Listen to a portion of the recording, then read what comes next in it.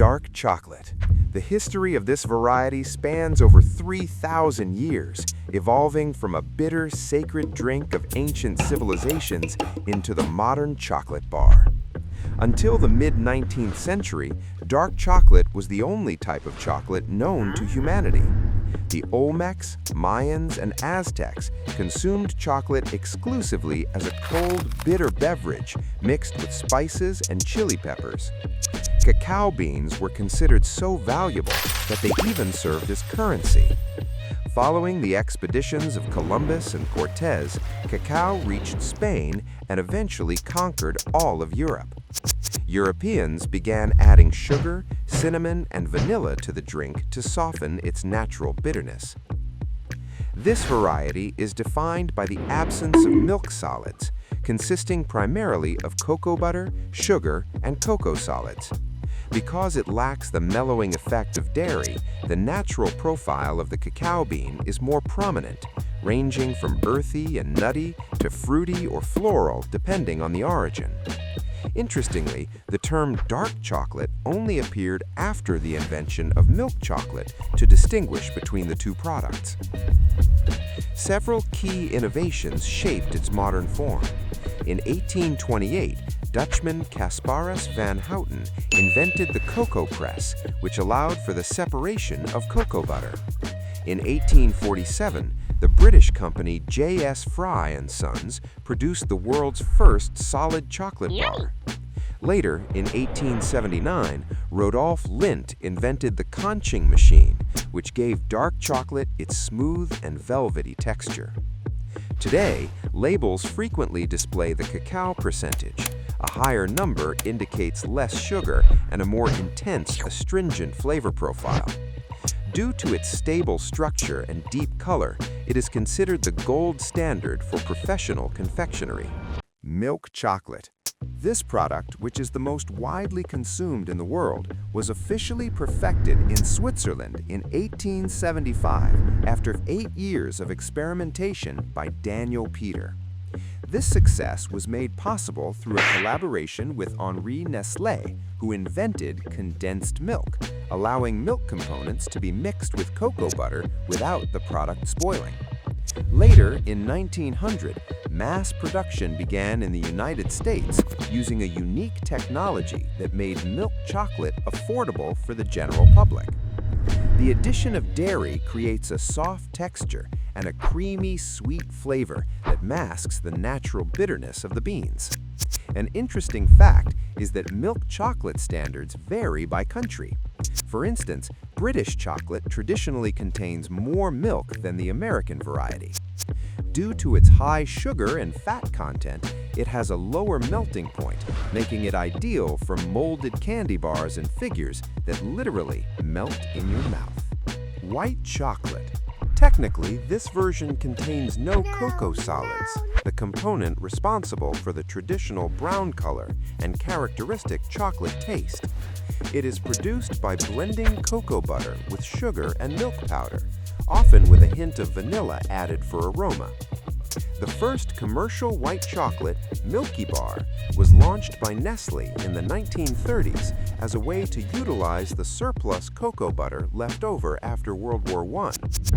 Since it lacks the solid particles of the bean, it possesses an ivory hue and a buttery, delicate consistency.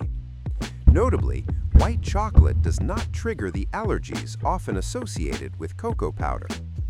High-quality white chocolate must contain at least 20% cocoa butter. If replaced with vegetable fats, the product loses its noble flavor and the right to be called chocolate. In many countries, National White Chocolate Day is celebrated on September 22nd. Ruby chocolate.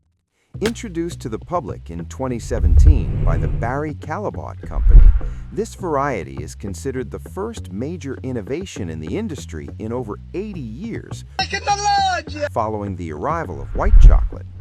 It is derived from specially selected ruby cocoa beans that possess a natural pinkish tint, which is preserved through a unique processing technology. The exact production method is kept a closely guarded secret. The flavor of ruby chocolate is radically different from others. It combines sweetness with a pronounced berry-like tartness. It is important to note that the vibrant color and fruity aftertaste are entirely natural. There are no artificial dyes or flavorings in its composition. This chocolate has become a true discovery for food designers thanks to its unusual and striking appearance. Gianduja.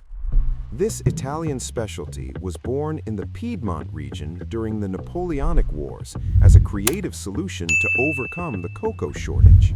Due to the British blockade, prices for imported beans skyrocketed, so Turin confectioners began mixing chocolate with ground hazelnuts, which were abundant in the region. The name comes from a character in Italian commedia dell'arte, Gianduja, who personifies a resident of Piedmont. The resulting paste is much softer and more aromatic than regular chocolate bars, with a silky texture thanks to the oils contained in the nuts. Today, Gianduja remains a symbol of European confectionery art and is the direct predecessor of famous nut pastes such as Nutella. Couverture. This is a professional-grade chocolate used by artisans for glazing, creating shell chocolates, and decorating. Its name comes from the French word couvert, meaning covering. The main difference between couverture and other types of chocolate is its extremely high cocoa butter content, usually over 31%. This fat content makes the melted mass very fluid, allowing you to create thin and delicate shells for truffles. When properly tempered, couverture acquires a mirror-like shine and a characteristic crisp sound when broken. Although it can be eaten on its own, its high price and technical properties make it primarily a tool in the hands of professionals. Blonde chocolate. Also known as golden chocolate, this variety appeared by a stroke of luck in 2006 when Frederick Beau, the founder of Valrhona, accidentally left white chocolate in a bain-marie for 10 hours. Instead of spoiling, the chocolate underwent a caramelization process, turning a deep amber color. Its flavor profile differs radically from traditional varieties, resembling spiced butter biscuits, toffee, and toasted bread with a light pinch of salt. Due to its lower sugar content compared to white chocolate and its distinct caramel notes, it has become popular among pastry chefs for creating complex mousses and glazes. Today, it is officially recognized by many experts as the fourth or fifth color of chocolate, offering a unique balance between creaminess and the rich taste of burnt sugar. Single-origin chocolate. Unlike mass-produced industrial chocolate, which is made from a blend of beans from various countries, this type is created exclusively from the harvest of one specific farm or region.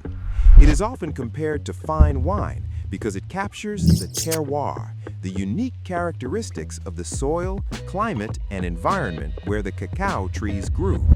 For example, chocolate from Madagascar might have a pronounced citrus acidity, while beans from Ecuador are distinguished by floral notes of jasmine.